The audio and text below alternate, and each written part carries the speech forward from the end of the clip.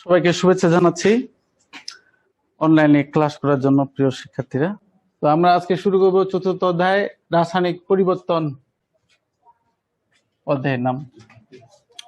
তো প্রথমে এই অধ্যায়ে যে আলোচনা রয়েছে এখানে আছে গ্রিন কেমিস্ট্রি।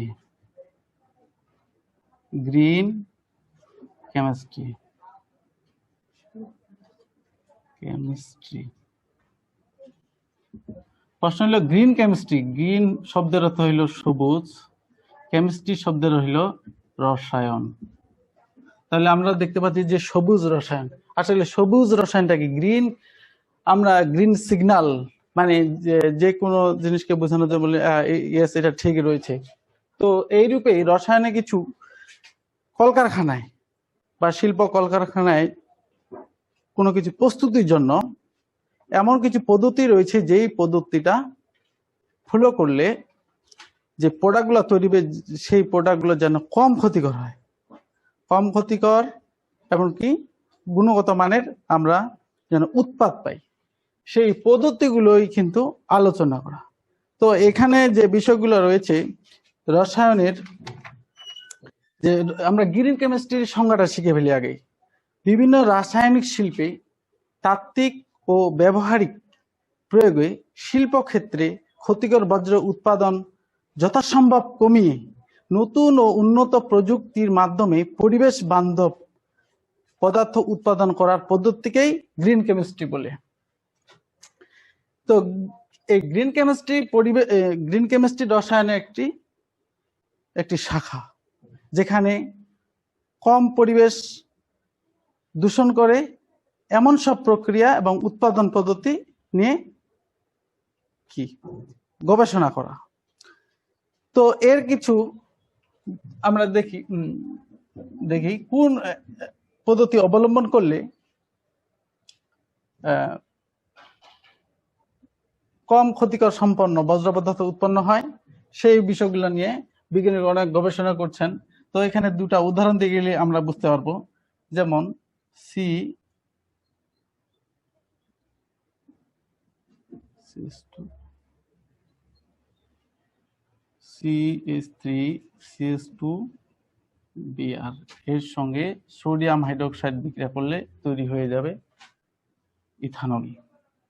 CH2CH3 ইথানল এবং সোডিয়াম ব্রোমাইড। আচ্ছা,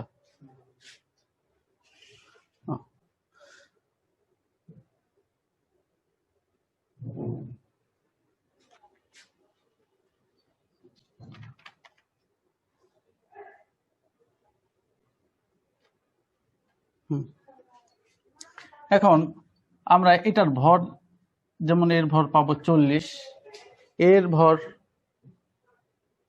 46, আর এর ভর পাইলাম সোডিয়াম ব্রোমাইড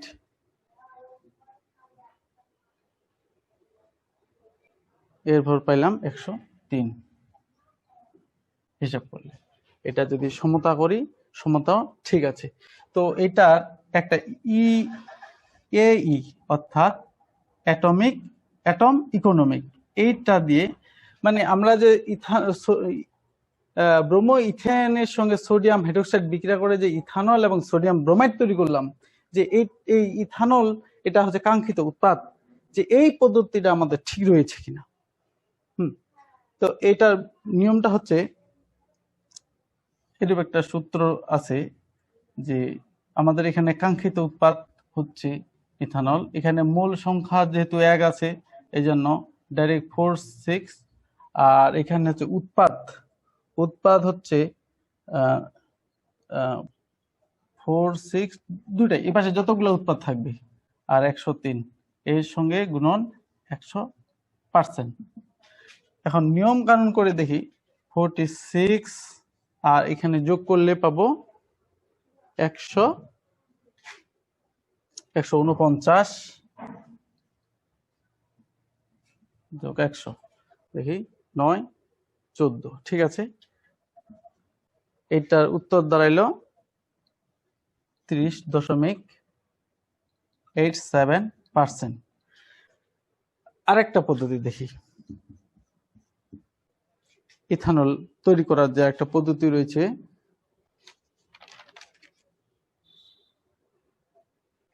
যেমন ইথিনের সঙ্গে ethene CH2 double bond CH2 এর সঙ্গে পানির যদি বিক্রিয়া হয় H2O, এটা হলো CH3 bond CH bond OH, ethanol. এটা হলো কাঙ্ক্ষিত উৎপাদ। আচ্ছা, এটার ভর হলো যোগ 28, আর এটার ভর হলো 18, আর এইটার ভর হলো 46। এখন আমরা আবার এটা এই অ্যাটম ইকোনমিক করে নিই, এটা হলো তোমার 46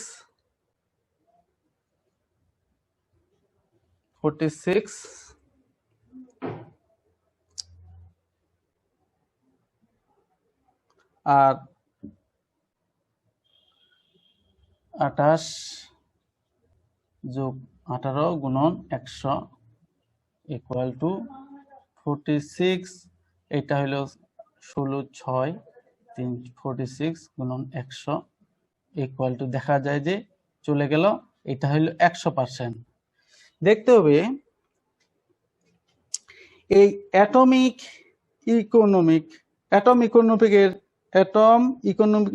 ইকোনমিকের মান যদি 100 পুরোপুরি 100 হয়, তাহলে ওই পদ্ধতিটা ঠিক রয়েছে। যেমন এখানে আমরা দেখি 100%, তার মানে এই পদ্ধতিতে আমরা যদি ইথানল উৎপন্ন করি তাহলে এটা সঠিক পদ্ধতি, অর্থাৎ এই পদ্ধতি আমাদেরকে ফলো করতে হবে। আর এই পদ্ধতিটাই হলো গ্রিন কেমিস্ট্রির অন্তর্ভুক্ত। যেমন এটাতে আমরা দেখতে পাচ্ছি যে 100% কম রয়েছে, 30.87%। তো এইরূপ এর বিভিন্ন রকম পদ্ধতি রয়েছে শিল্পে। তো যেই পদ্ধতি অবলম্বন করলে পরিবেশের জন্য কম ক্ষতি সম্পন্ন বজ্র পদার্থ উৎপন্ন হবে, সেই পদ্ধতিটা বা পদ্ধতিকেই আমরা গ্রিন কেমিস্ট্রি বলবো। যেমনটা আমরা এখানে দেখলাম অঙ্কের সাথে, গণিতের মাধ্যমে। তো এরপর এটা শেষ করি।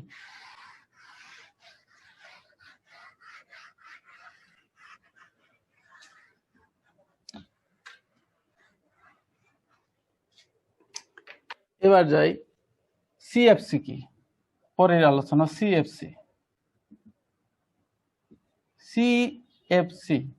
সিতে ক্লোরো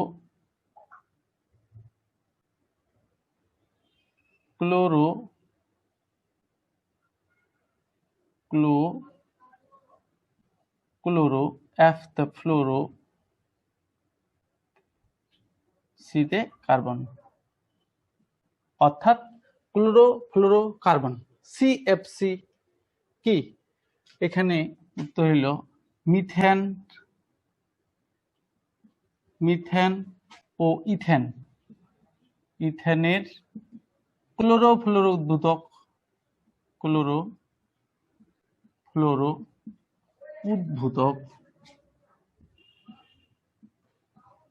উদ্ভূতক যৌগ সমূহকে সিএফসি বলে। সিএফসি কোথায় ব্যবহার হয়? সিএফসি ব্যবহার হয় তোমার দ্রাবক হিসেবে ব্যবহার।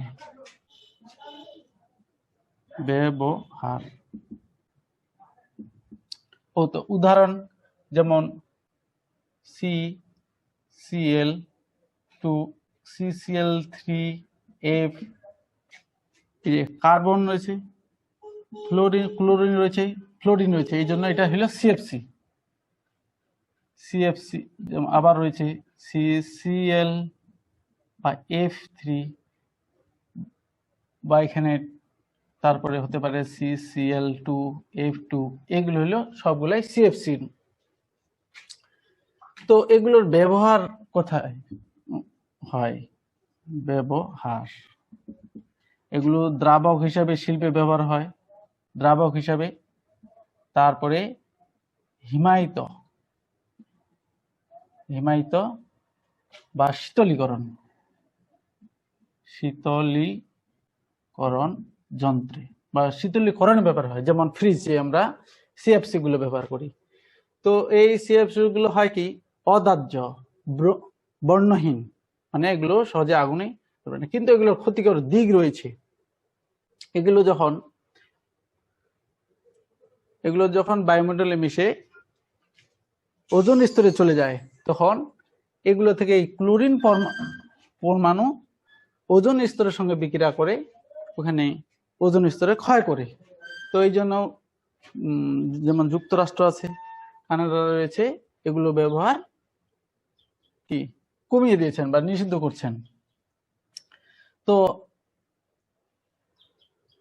এই সিএফসির ক্ষতিকরের বদলে আরো রয়েছে, আরো অন্য কিছু ব্যবহার হয়। তো এর বদলে সিএফসির বদলে ব্যবহার হয়, বিকল্প হিসেবে ব্যবহার হয় তোমার আচ্ছা, সিএফসির বদলে বিকল্প হিসেবে ব্যবহার হয় HCFC আর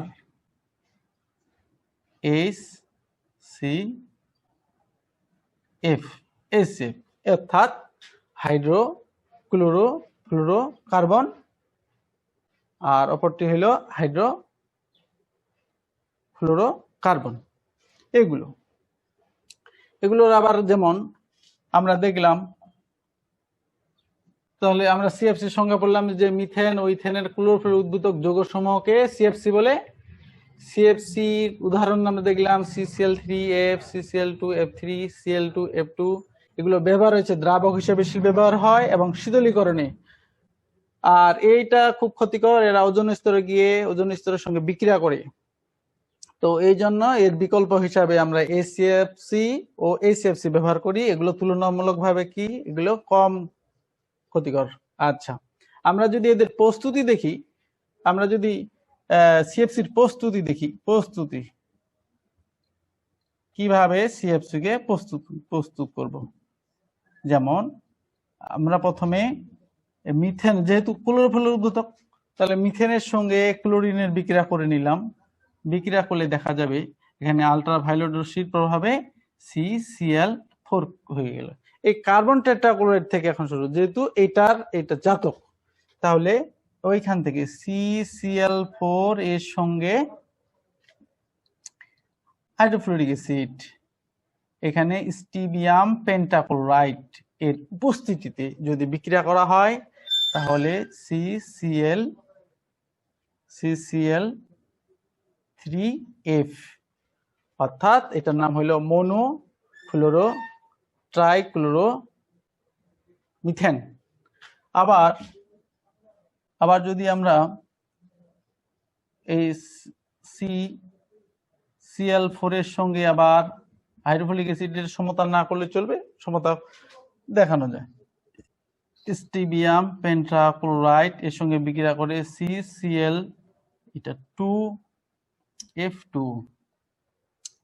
এটা ডাইক্লোরো বা ডাইফ্লুরো মিথেন উৎপন্ন হইল।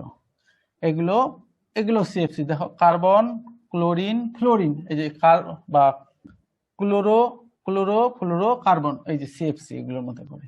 আবার ক্লোরোফর্ম CCl3, এই ক্লোরোফর্মের সঙ্গে যদি আবার হাইড্রোফ্লুরিক অ্যাসিড ব্যবহার করি, তাহলে স্টিবিয়াম পেন্টাক্লোরাইড এর প্রভাবের উপস্থিতিতে এটা তৈরি হবে CCl3, এটাও সিএফসি এর মধ্যে পড়বে। এগুলো আবার কোড রয়েছে, যেমন এগুলো সংক্ষেপে প্রকাশ করার জন্য, যেমন আমরা দেখি CFC11, এগুলোকে CFC12, এগুলো প্রকাশ করার রয়েছে কোড যেন। আবার এগুলো সবগুলাকে আমরা এই সিএফসি কে সবগুলাকে, এগুলো ট্রেড নাম হলো ফ্রিয়ন্স। তো আজকে এখানে ক্লাস শেষ করি, এর পরবর্তীতে আরো ক্লাস থাকবে, এটার পরে একটা ক্লাস থাকবে আবার। তো তোমাদের হোমওয়ার্ক থাকলো সিএফসি কি, এটা প্রশ্ন আসে কয়ের জন্য, সিএফসি কি প্রশ্ন কয়ের জন্য? গ্রিন কেমিস্ট্রি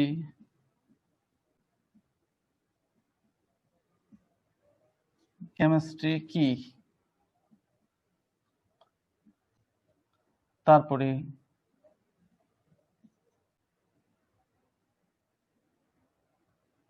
প্রশ্ন 2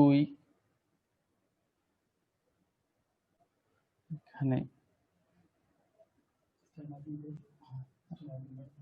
এখানে 1 নাম্বার। তারপরে সিএফসি কি?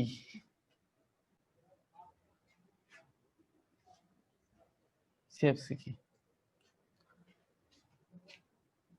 এর প্রস্তুত পদ্ধতি।